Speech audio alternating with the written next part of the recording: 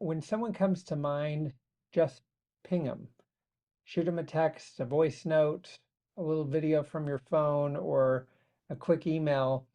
Because if someone popped up in your mind, that's enough reason to ping them.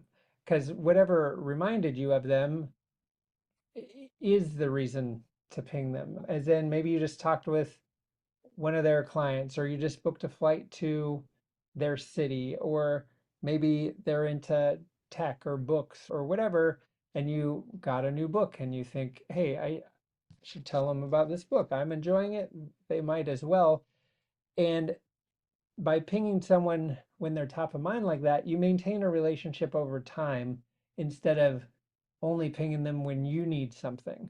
By staying top of mind and in touch, opportunities just come out of the woodwork. So it's a great way to maintain relationships over time. And I'll be finishing brushing my teeth in the morning and realize I've texted two or three people already just to check in. So it's a great way to maintain relationships over time.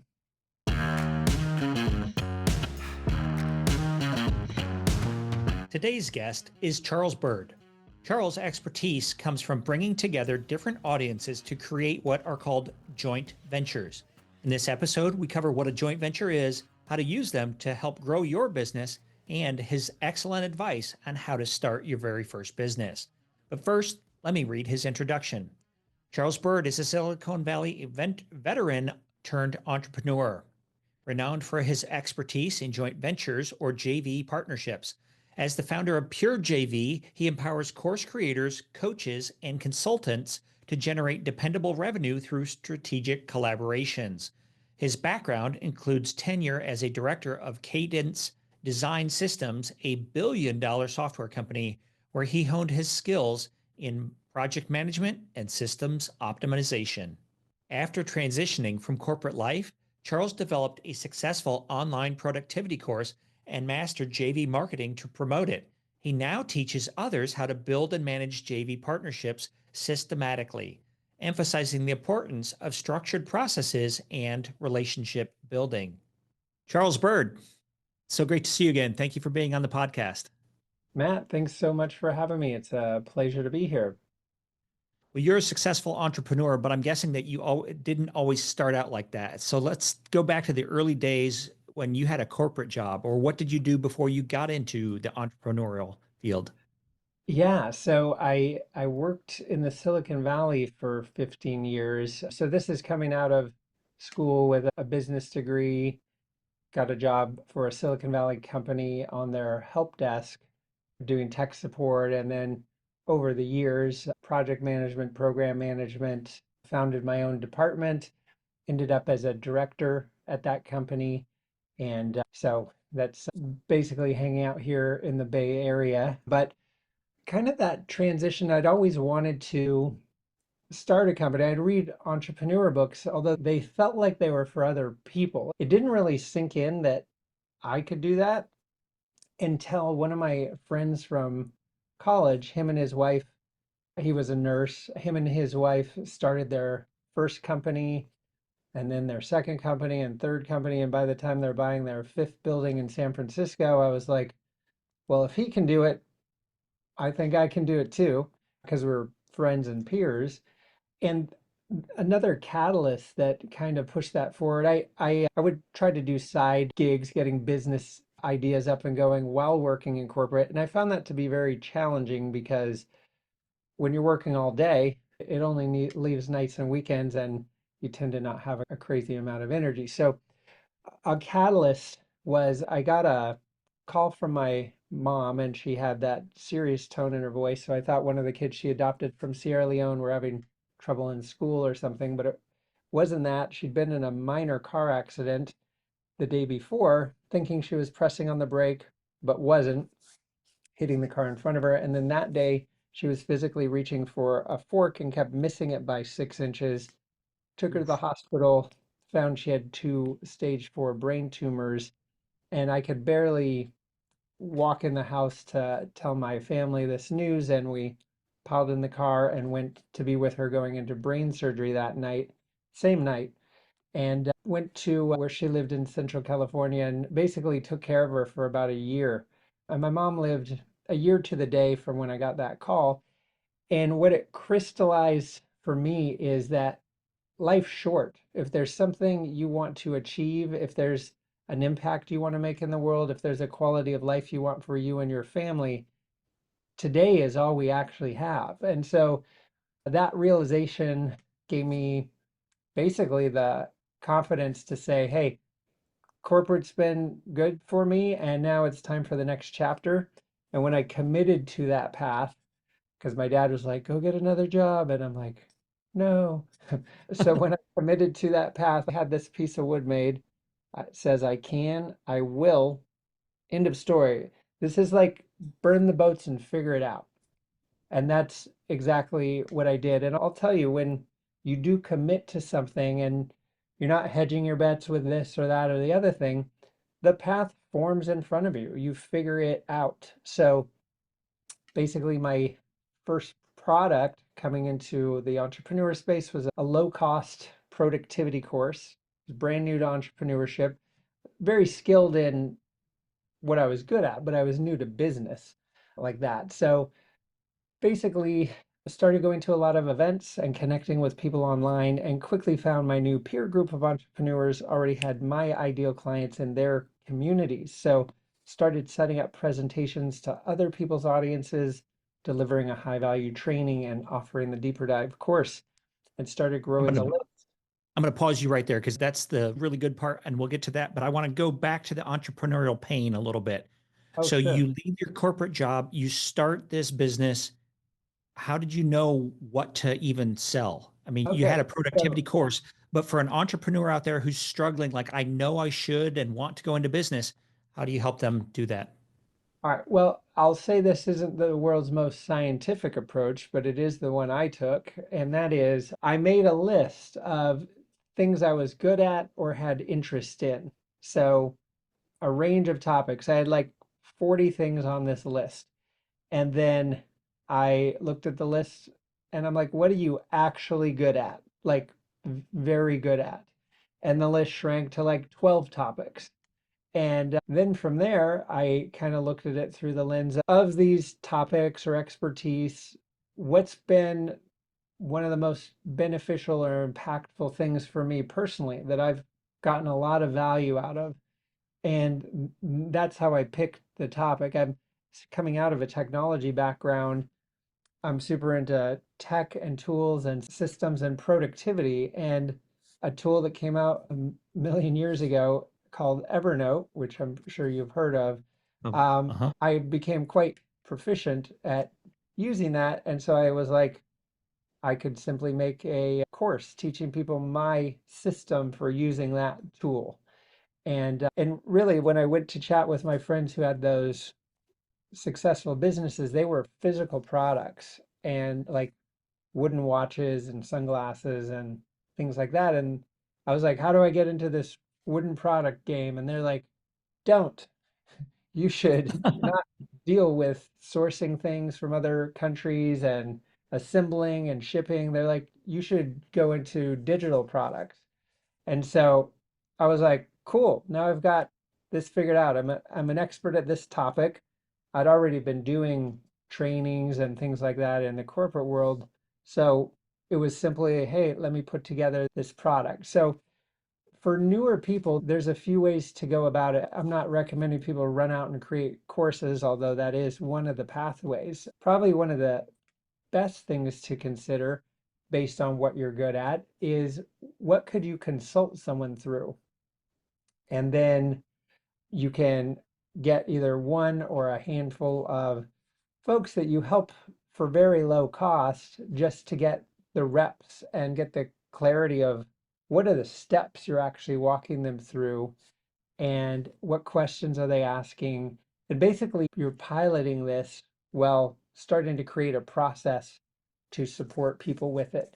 And one other point I'll throw in, because I'm sure you have more to ask, but when you are considering doing consulting, and in the beginning, you're just going to be figuring different things out, but I would highly encourage you over time to not rent out your brain. You want to rent out, like, people can hire you for a process that you're walking them through because if you hire me, Matt, and I help you with one topic, and then the next person hires me to help with another topic, I'm developing no system around that versus here's a front end of where I can serve someone and here's what they'll get on the back end. So you can replicate it and turn it into a machine. And that's what you get known for. The person who's known for a lot of things is known for nothing. You want one front door on your house, and once they're inside, maybe you show them a few other rooms. But point being, you want to standardize a work process, a signature process you can take people through in a highly repeatable way. That's gold. That's really good. Can you expand on that a little bit if somebody doesn't really understand what you're talking about? Do you have Sure. an example? If not, I have one that may work. Yeah, I have plenty of examples. So, well, I'll use a very recent example because it will kind of paint a picture. So, I have a very refined process for how I serve and support entrepreneurs that helps you systematically get in front of more of your ideal clients. It's a end-to-end 8-week process. It's highly refined because I've been doing it now for 10 years. I recently took on a new client who happens to be a billionaire. So I was excited to land a billionaire because why not? But he doesn't fall in my typical process. Now, I made a conscious choice to take him on as a client, but I'm having to do dramatically more work than I would have for one of my regular clients because when you have a super defined system and parts of it you're having your team help with, and for you, you're just doing the same things, applying it to different clients. So it almost becomes effortless because you get so damn good at it. Where this new project, which I'm excited to be part of, it's more them renting my brain and connections instead of following my system. So it's requiring a lot more time and effort. I have another client who I've taught this lesson to because every client got a custom scope of work and a custom proposal, and different members of his team would help with different specific things. And there is zero way to scale that. All that does is create barriers at every point where if he can standardize a process of here's how we intake a client, here's the options they can choose from, here's our process to fulfill for them, and it's the same every time. It doesn't mean, like in my case, working with clients, maybe you have a what's called high ticket, but an expensive consulting offer, or maybe you have a $200 Evernote course. You can still go through my exact same process. It's just the strategies that I'm applying with you are different based on your market and model, but I'm going through the same process with every client. So Mhm. it makes it extraordinarily easy. Now, how do you create this process? Well, you start with one or two or three clients and you're figuring out what their pain points are and the exact ways to overcome those specific challenges. And it's like when I would run a group program or something. I kid you not, my first live event, $5,000 event, this was like 7 or 8 years ago. All I had was an outline of topics. There was no content built out. It was just here's what I want to talk about. And turns out that worked. Even between like going from lunch to the next section, I'm like, okay, now we'll talk about this. And so then guess what? The next time I ran that, we already had the outline and a bunch of the content fleshed out because I delivered it. And then the next time I got more refined. By the 10th time you're doing it, and the 20th and the 50th, you have a beautiful machine because you continue refining and iterating every time. And you're getting paid the whole time from the beginning. You should always get paid to create your product. That's really great. I don't know if you're a new entrepreneur trying to figure it out. What he said is so valuable. I want to share a story. One of my friends is Ivan Meisner or Dr. Meisner from BNI, and he has a saying that it's better to do one thing 1,000 times than 100 things 10 times. And he says it much more eloquently than that. But the idea is you get really good at doing the same thing over and over. And I love how you use the word iterate. I have a saying that It's to be great, you need to iterate. And what does that mean? It means figure it out, get one thing done, figure out what worked and what didn't, and then do it again and again. And that rotational energy is one of the most powerful things in life. If you think about your car, that tire rotates around a point.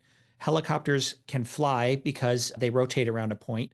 A plane flies forward because it has propellers and they rotate around a point. And so, exactly what you're doing, you're rotating around one thing and it just creates this groove in the universe. It definitely does. And it's simple things like, as you would know, but for your audience, I do a lot of connecting of people. So I get 12 to 20 intros and referrals per week. I'm sending out at least that many per week. And so when you're doing something that often, you want to refine and simplify and streamline how it's done. So everything from keyboard shortcuts that lays out an intro and you're just putting people's names in there and then recording a quick voice note. And so you standardize how you do things and streamline them. And the truth is, as I came into the online world and started doing what we call joint venture promotions, I systematized the process I was doing to sell and promote my own productivity course and got so good at that that other people were like, hey, how do you do this process of continually having other people promote you? And so I systematized that, and that became what my core offer that I serve people with is helping them with their strategy and helping put this system in place. It certainly doesn't happen overnight, but when you come into it with that goal in mind, it can come together quite quickly and you can be off and running faster than you think. Where did you get the systemization mindset? Was it a book? Was it a philosophy or in your corporate job? And then what are you using nowadays to systematize it so that everybody's doing the same thing at the right time? Yeah, so I've always had a deep interest in technology and productivity. Just like, I mean, if you looked at this desk, there's tech all over it. And I'm one of the only people on the planet that wears their Apple Vision Pro every day to plan their morning. So I just naturally like those things. And so then as I do something, it's always like, what's a easier or better way that could be accomplished? And as I experiment with different tools or apps or things like that, then it's like, oh, this one worked really good. And then you start sharing that with people and your clients. Like, here's how you do this thing way better. And like, wow, I never would have thought of that because most people aren't wired to think that way. So, what is your superpower that comes naturally to you that other people don't naturally think that way? Sometimes these skills are almost invisible to us because that's just how we think, where other people might go, damn, how did you get so good at XYZ? Those are the things you want to kind of look at. Hey, how could I turn this into a service to share with other people? Absolutely. Just out of curiosity, have you taken Dr. Gary Sanchez's Y.os? I have, yes. And what is yours? Is it Better Way? Yeah, it's to find a better way and give people a trusted process to follow. So, yeah, it's Well, I pretty think on. that's fascinating because the better way, you keep finding a better way to iterate and make it great. So that's great. Let's talk a little bit about joint ventures. When I first heard you were doing joint ventures and we were going to talk about it, I felt so intimidated because when I think of joint ventures, I think of you coming to the table with a great big pile of paperwork and me coming with a pile of paperwork from lawyers and all this stuff. But that's not what a joint venture is. And then I hear JV and I think junior varsity. And so it gets a little confusing here. So help us understand what's a joint venture because it's way simpler than I thought it was, and how are they used? Yeah, great question. And when I worked in corporate America, I thought the same thing. I thought it was like two big companies getting married with their products and services and stuff, which those are a type of joint venture too. For the sake of this interview, there's four main types of joint ventures that I help people with. And on the lighter weight side of things, you could think of them as promotional partnerships. And so I'll give you a couple examples. Let's say, for example, you decide, hey, I want to create some type of consulting offer, or in your case, you're teaching paramedics and EMTs and things like that. So you have a course or a program. So the four main JV types. Number one, presenting to other people's audiences. So this is looking at who already has your ideal client, or in your case, your ideal student, in their audience or community already. So in my case, teaching people about joint ventures, it's entrepreneur groups. So basically groups that already have your ideal folks, it's getting up and presenting to those groups, sharing something of value, much like you recently did a talk for a group we're both in, and it was so compelling, everyone ran out and bought tourniquet kits. I've got mine in the kitchen. That's awesome. So that's a perfect example of it. Next would be referral partnerships. Now, anyone in business who gets referrals, you're typically getting those because you do good work. But I'm talking about systematizing the referrals. So they're coming in quite consistently or baked into someone else's customer journey where they're regularly referring you by default. So that's a referral partnership. There's something I call embedded partnerships. This is where your product, service, or messaging is inside of other people's offers. Those can be the gift that keeps on giving because you're making a single deal that represents ongoing lead flow, which is quite handy. So, as an example of that, let's say you bought a course or a program and it had, or let's say the listeners bought that on some health thing. And as a bonus in that course was your talk on safety and tourniquets. And then that led into your school to get EMT certified, as an example. The fourth type are social JVs, like this podcast. Being on a podcast or an interview, you're sharing your audience, you're bringing in an expert, which is value to them. The expert coming in, they're expanding awareness and growing their audience at the same time. And it's also a great way to relationship build, to tee up other types of partnerships or land clients or things like that. For people doing podcasts or interviews, the listeners are really the cherry on top. The real value is in the relationship building between the folks doing the interview, because that strengthens relationships. It's a perfect time for teeing up referrals or joint ventures, or where appropriate, one of you decides to hire the other. Like it's the relationship building that's the primary value. I would agree with that. I just started the podcast, so I'm very new to it. And I have asked a lot of high net worth people if they would go have a cup of coffee with me, and they said no. But when I invite them on a podcast and put a camera in front of them and promote, somehow everybody says yes. And I get to pick their brain and I get to share it with the audience, but I'm growing probably as much or more than my audience because, like you said, I get to talk to people like you. And usually it's those 5 to 10 minutes before the podcast and maybe 5 minutes after the podcast where we make really deep connections. And so if you're a listener out there and you're thinking, should I do the podcast? Should I do a podcast? The answer is yes. I would really consider it if it adds value to your product and is not a distraction. Yeah, and I'll point out that early on, I didn't technically have a podcast, but I would interview people and I'd post it on Facebook or LinkedIn or something like that. And what's interesting, you can get these pretty huge people on them because they're so used to being invited to podcasts, they don't tend to even check how many people listen to your podcast. Um, No. so it's more like, oh, sure, yeah, I'll do your show. And then you're able to build that relationship, and you're always looking for ways to provide value first. You never want to jump on a call and think, what's in it for me? It's listening and being of service. And that's what swings the doors open to all kinds of opportunities. Yeah, that's great. Well, I really like how you shared the four different types of joint ventures.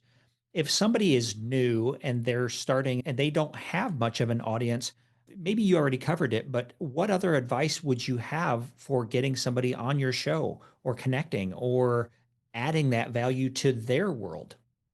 Yeah, so there's a number of ways to do it. When I was kind of coming up and figuring this out, I would go to a lot of events, in-person events like conferences, entrepreneur masterminds, because there's nothing better than meeting in person. That's how you and I met. We met in person.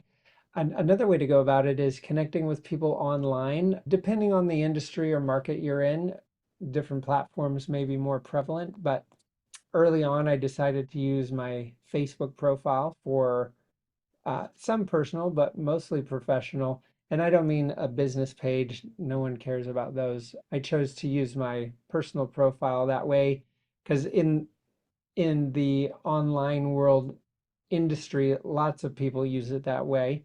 Not saying you need to run out and use it, but then there's different, in this example, Facebook groups or communities or WhatsApp groups. And so I would join a group on a topic that resonated, and the people in there were either ideal partners or clients. And if you want to do this social, if you're not ready to start flying around everywhere, just start liking people's posts and commenting and interacting, and then after you've done that for a little bit, you can private message someone about something they shared or share a resource with them and simply say, hey, I'd love our interactions here on in this group. And you could reference maybe a recent thing and then say, I'd love to get to know you better, up for jumping on a call to explore ways we may be able to support each other. I made all kinds of friends and connections both online and in person, simply following that kind of framework. That's great. You mentioned that you were getting a lot of referrals. I don't remember the exact number that you said, but you're getting a lot of referrals per week. How are you doing that? Yeah, so it's part of what I teach and help clients with, and that is basically connecting with people who have a lot of your ideal clients or connections and teeing up intros back and forth. Like I got off a call earlier today with a friend and client of mine, hadn't chatted with him in a little while, and we caught back up of what each other is up to and then just talk through who some good connections would be. I came up with 4 intros for him. He's got 4 or 5 for me.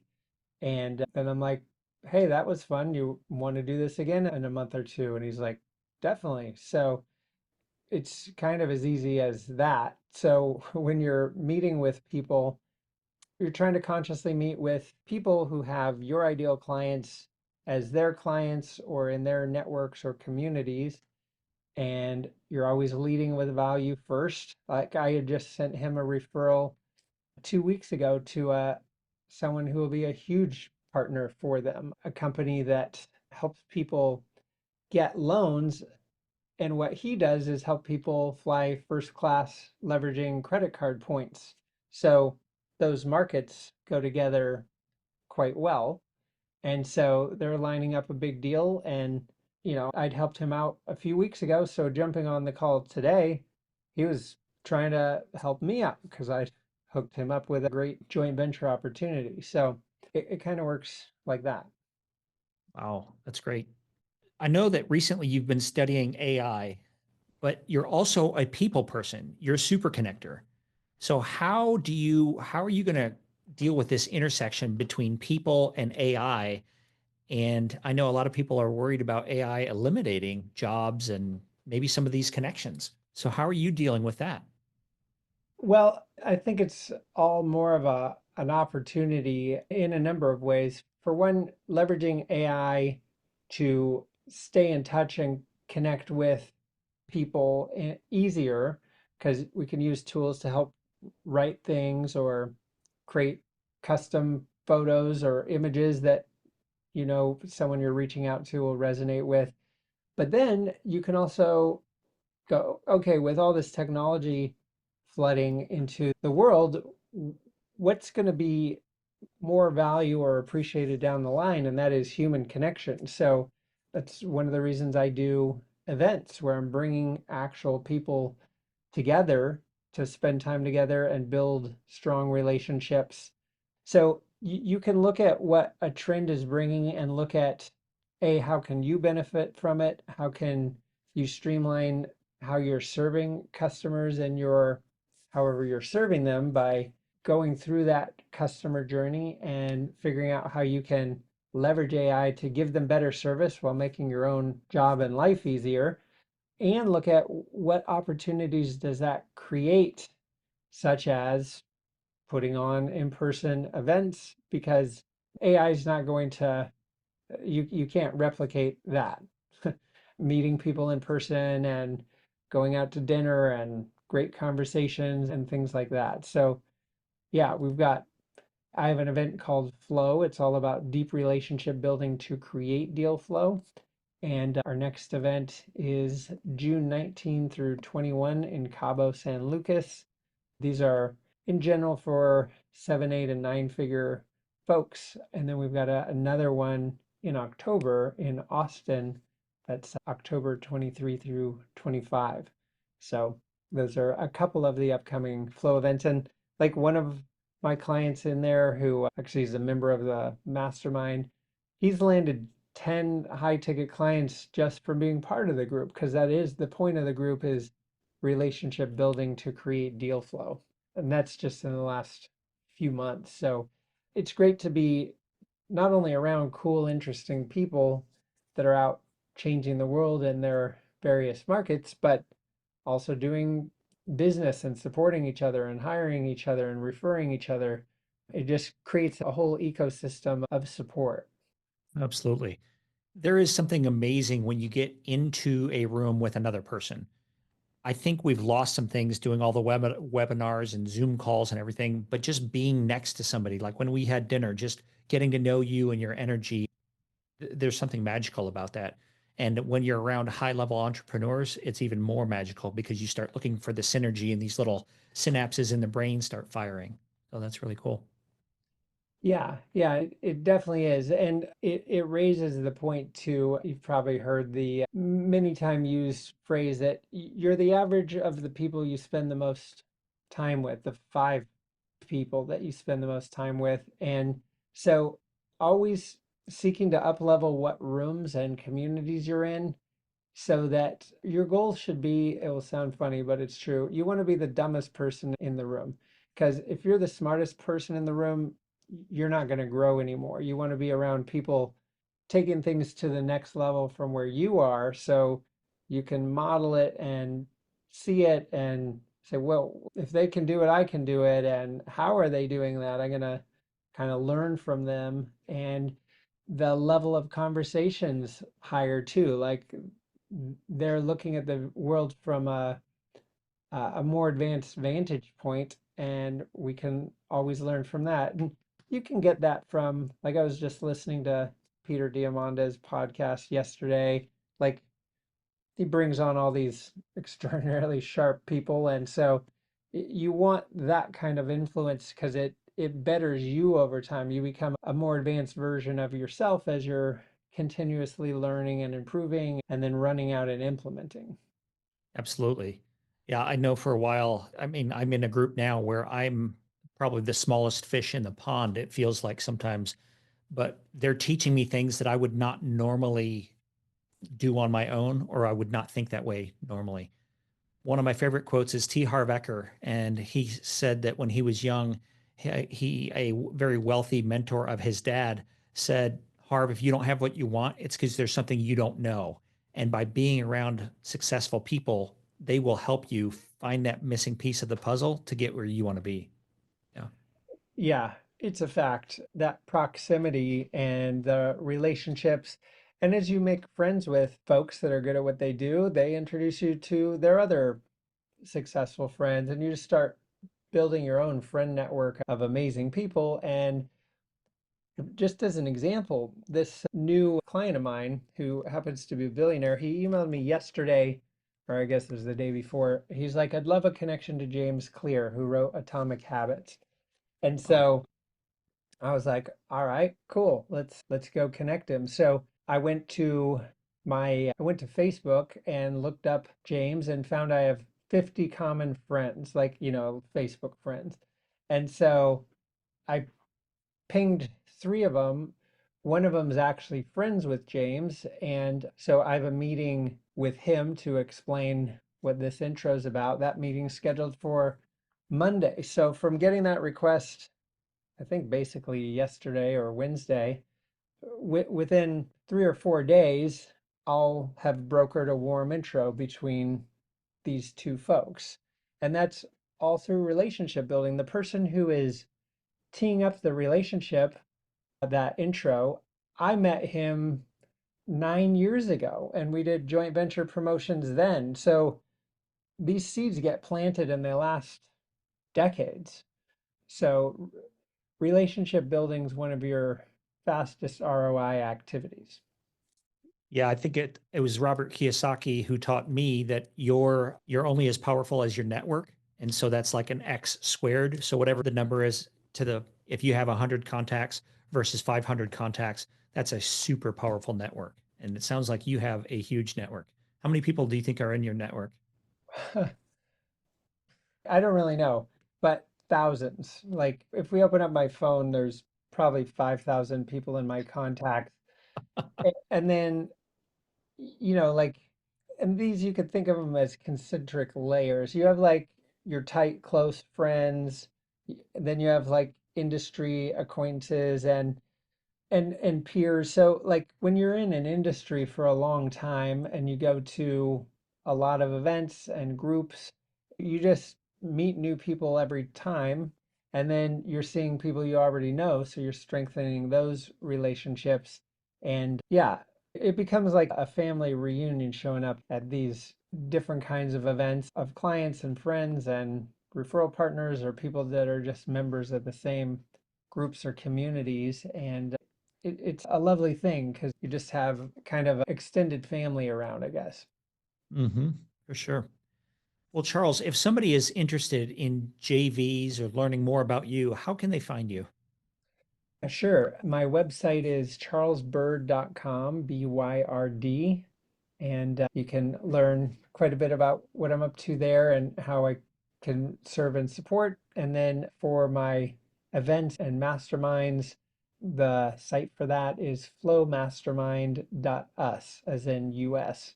So charlesbyrd.com and flowmastermind.us. Great. Thank you. And finally, is there anything that I haven't asked you that you want to share with the audience? Sure. So I'll share one thought for you, and that is when it comes to relationship building, frequently that doesn't come naturally to people because you get very busy in your day and you're like, oh, someone might come to mind and you're like, well, I got to pay this bill or I've got to take care of this or that. I'll check in with them next week or whatever. And I would encourage you to flip the script on that a little bit. When someone comes to mind, just ping them, shoot them a text, a voice note, a little video from your phone, or a quick email. Because if someone popped up in your mind, that's enough reason to ping them. Because whatever reminded you of them is the reason to ping them. As in, maybe you just talked with one of their clients, or you just booked a flight to their city, or maybe they're into tech or books or whatever, and you got a new book and you think, hey, I should tell them about this book. I'm enjoying it. They might as well. And by pinging someone when they're top of mind like that, you maintain a relationship over time instead of only pinging them when you need something. So, as an example, one of my clients, Kane Minkus, he's super into tech and cameras and stuff. So when I got a new camera, I'm like, dude, Kane, I got this new full frame, blah, blah, blah. And he replies back, cool camera. Hey, I'm doing a promotion with Kevin Harrington of Shark Tank and John Assaraf and these folks. Would you like to be featured in this? And I'm like, I didn't ping him about that. I didn't even know we had that going on. But by staying top of mind and in touch, opportunities just come out of the woodwork. So it's a great way to maintain relationships over time. And I'll be finishing brushing my teeth in the morning and realize I've texted two or three people already just to check in. So it's a great way to maintain relationships over time. Charles Byrd, this has been amazing. You have great advice across the board. Thank you so much for being with us today. And I look forward to the next time that we can talk. Thanks for having me on, Matt. Take care. Want more? Click below for extra resources in our podcast vault. We have show summaries, action plans, and information about coaching.